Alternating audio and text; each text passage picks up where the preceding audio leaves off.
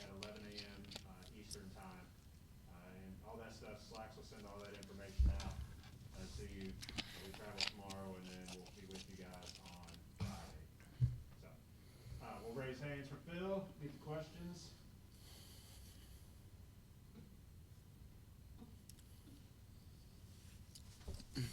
Nick? What's just this big week been like, and what's kind of going through your head going into this game? What's this week been like? It's actually been a really good week. Like there's a lot of energy in the building. Um, like Coach Stoop said, he gave us those few days off. And those few days, you'll either take full advantage or you'll end up really missing football. And most every guy ended up missing football a lot. So being here has been great. We got to work on us and then get ahead on our opponent too. I get the sense that this season it was kind of like pulling teeth for a little while, but since y'all came back, it's just been fun. Yes, very. Yeah, this season, it has been like pulling teeth. It's been a tough season, but it's been an enjoyable season. It's been a lot of lessons learned this season, a lot of valuable moments that we got to share together, like as a team, and just like as a unit, basically. So it's been an overall good year because out of anything bad, there's always something good that comes from it. I'm curious too. You mentioned y'all were like the three amigos out there between you, Q, and Josh. Who dunks on the other one more? You know, my bounce isn't how it used to be, and Quentin's weight probably isn't going to help him as much. So I would say Josh probably is dunking on Q because no one's dunking on me. That's just like. I kind of meant like ragging on him, but same thing. Yeah, okay. I was gonna say that's what you meant. But Q, he's the funny guy of the group. He rags on everybody, everybody. Josh? Seems like you've got to do more of that, a little bit more of that team bonding type stuff since you've gotten back from the break.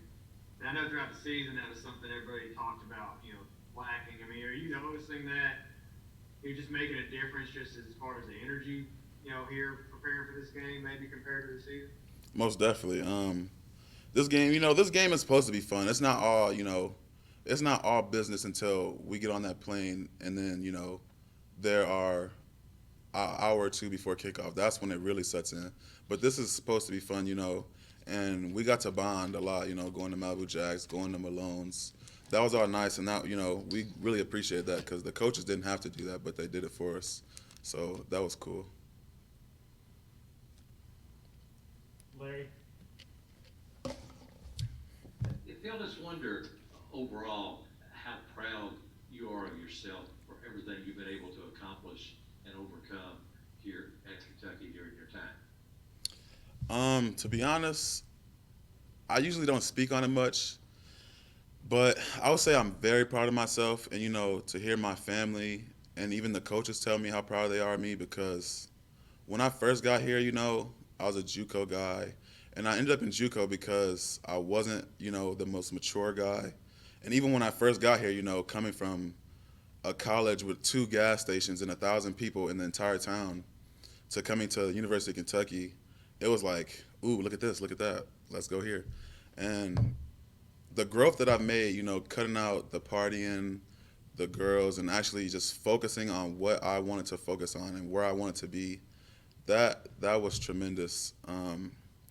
And looking back over, all the things that I've accomplished in this building that you guys might not even see, like the player of the weeks and stuff like that. Like those are things that I've never gotten while I was here. Like I always had the capability, but I just never completely locked in like I did this year because I just wanted to do other things. But when I realized what needed to be done or what I wanted to do, I had to do it. And it's like Coach Stoop says. He says, men do what they have to do, and little boys do what they want to do.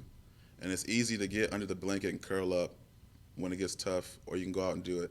And I had to go out and do it. And I had to be a man, and I had to do what men have to do. I couldn't do what I wanted to do because that wouldn't get me to where I needed to be.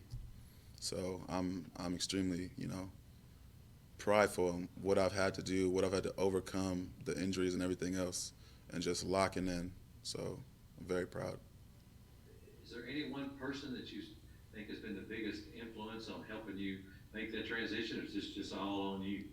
No, it's definitely not all on me. It's a collective thing. It was a lot of tough love.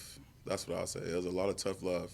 But sometimes you need tough love, and you need that to show you that it's not always going to be, lovey-dovey in the real world. And after, my injury, that's what it was. It showed me, I have to do this. Like, they cannot do it for me. No one can do it for me.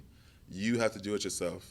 And that's just what it was. It was a lot of tough love and a lot of good love too. So it was a collective thing. It was basically a team thing. I needed it. Thank you. Hmm. VK? Phil, I know this bowl game this weekend is not going to feel like the last couple of bowl games just because of the crowd and things like that, but how motivated are you guys to finish this season? It's been a difficult season with a win. And I guess the second part of that question, how has a 10-game SEC schedule prepared you for this opponent, NC State?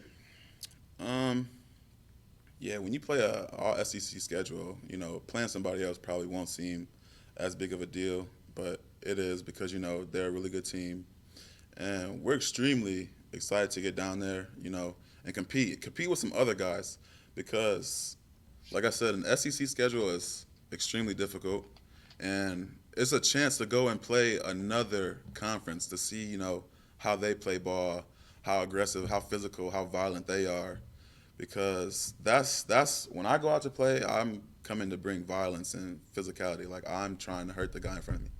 So I want to see if they're going to bring that same mentality and compete. Like, I want to compete. I want them to compete with me. But yeah, it's extremely, important to all of us to end this with a W.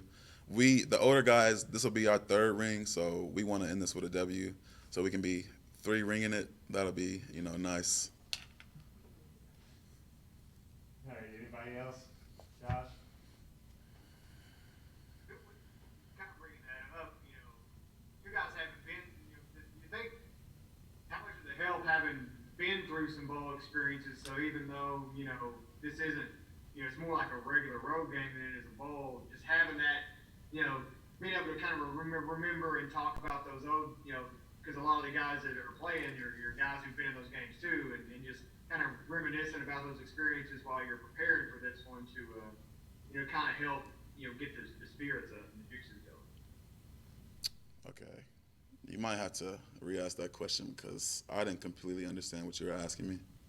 Yeah, just having been through bowls before, how does that help you, prepare for another bowl when maybe some other teams aren't, don't have that luxury? Okay, well, yeah, like, it helps, like, me being an older guy, it helps me get the younger guys, that have never got to experience something like this.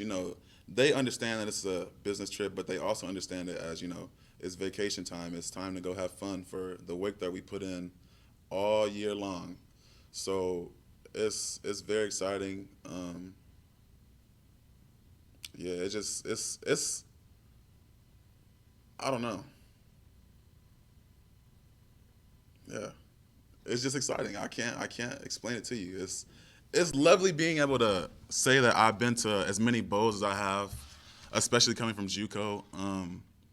And I just get to experience that with other guys like the freshmen, like Ox and Trey. Like, they're so excited for this, and I'm excited for them because I hope they have many like I've had after this.